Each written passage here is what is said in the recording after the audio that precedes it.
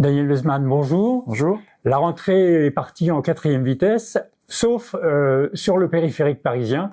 Quelle est votre réaction? Notre réaction est une réaction d'agacement au niveau des chefs d'entreprise en Île-de-France face à la décision unilatérale de la maire de Paris de baisser la vitesse. Mais surtout, ce qui est très important, c'est que tout ça s'est fait dans le dos de tout le monde, puisqu'il n'y a eu aucune concertation, voire pas d'études d'impact, ou alors des études d'impact entre guillemets fumeuses. En l'occurrence, aujourd'hui, les études qui ont été faites ces dernières années prouvent qu'à 50 km/h, eh bien, on pollue plus qu'à 70. C'est la raison pour laquelle d'ailleurs la mairie de Paris n'en parle plus. Le credo de la mairie de Paris aujourd'hui, il est sur le son, et la baisse de 70 à 50 abaisse le nombre de décibels d'1 à 2 décibels. Donc inutile de vous dire que c'est assez peu perceptible pour les gens en fait. Donc effectivement une décision unilatérale qui pénalise l'activité. Et ce que je voudrais dire, c'est que nous au MEDEF Île-de-France, on est surtout concernés par le cumul des décisions, puisque vous avez la voie réservée qui va limiter l'accès au périphérique. Maintenant, la ZTL à l'intérieur de Paris qui va s'ajouter à cela. En d'autres mots, la maire de Paris est en train d'organiser une expropriation économique de l'Île-de-France, parce que ça va être de plus en plus difficile pour les salariés de venir. Au passage, je tiens à préciser que ceux qui vont payer l'addition de ces décisions sont les plus précaires, et d'un point de vue social, cette décision est un non-sens dans le sens où les gens vont bien sûr être jetés dans les transports en commun face à cette décision. Et comme vous le savez, les transports en commun ne sont pas encore prêts. Le Grand Paris Express n'est pas finalisé, et donc la décision qui a été prise est, à mon avis, prise beaucoup trop tôt et sans véritablement concertation et étude d'impact. L'impact, c'est justement sur les chefs d'entreprise, mais aussi sur les salariés. Oui, parce que finalement, le chef d'entreprise qui va avoir des soucis demain dans ses déplacements, que ce soit un artisan ou une entreprise installée en périphérie, aura toujours le moyen de bouger finalement et de se délocaliser. Le salarié, lui, l'enjeu pour lui, c'est de garder son job.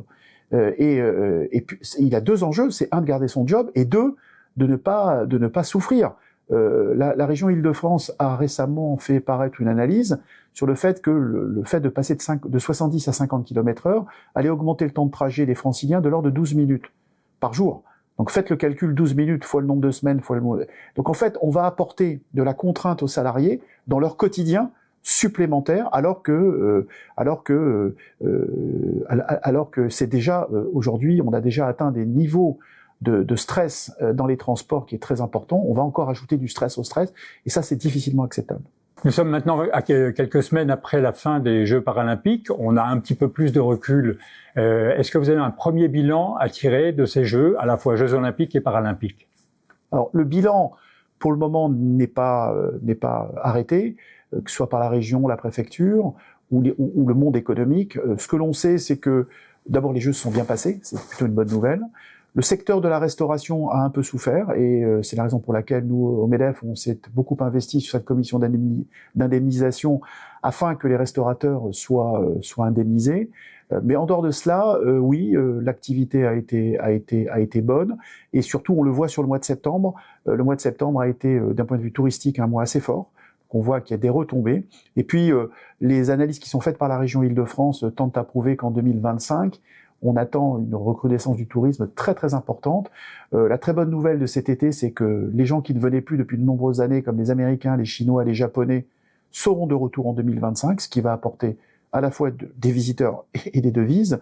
Donc c'est plutôt positif, et puis je pense que ce qui est clair, c'est que la lumière qui a été mise sur notre capitale pendant plus d'un mois aura des répercussions indéniables sur le tourisme, et voire même sur des investisseurs, notamment dans l'immobilier, qui pourraient être intéressés de se dire pourquoi pas Paris, quoi, finalement. Michel Barnier était à l'Assemblée nationale il y a quelques jours avec son discours de politique générale. Quelle est votre première approche?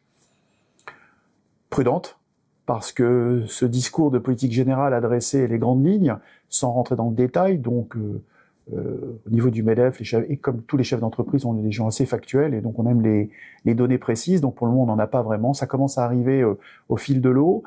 Je crois que on peut dire que la méthode Barnier, notamment sur la baisse des dépenses, c'est quelque chose qui nous semble être, qu'on réclame depuis de nombreuses années, qui nous semble être surtout la bonne logique, parce que ça fait de nombreuses décennies que nous clamons le train de vie dispendieux de l'État sur un certain nombre de sujets, le millefeuille administratif, tous ces sujets-là qu'on aborde depuis des années. Sur la partie fiscale, on va attendre tout simplement quels vont être les différents éléments sur la fiscalité. Nous ne sommes pas convaincus, même si nous pensons, ce qu'a annoncé Patrick Martin, notre président, on pouvait faire des efforts, mais néanmoins, je vous le rappelle, la fiscalité, c'est un élément qui peut être extrêmement contraignant, notamment pour le développement économique. Donc, il ne faudra pas aller trop loin sur cette fiscalité, l'aménager, l'adapter, pour que les entreprises ne se sentent pas pénalisées et que de ce fait, elles ralentissent leur activité de recrutement, d'investissement, parce que ça serait dramatique pour le pays et pour l'emploi. Comment voyez-vous globalement donc cette année 2024 ?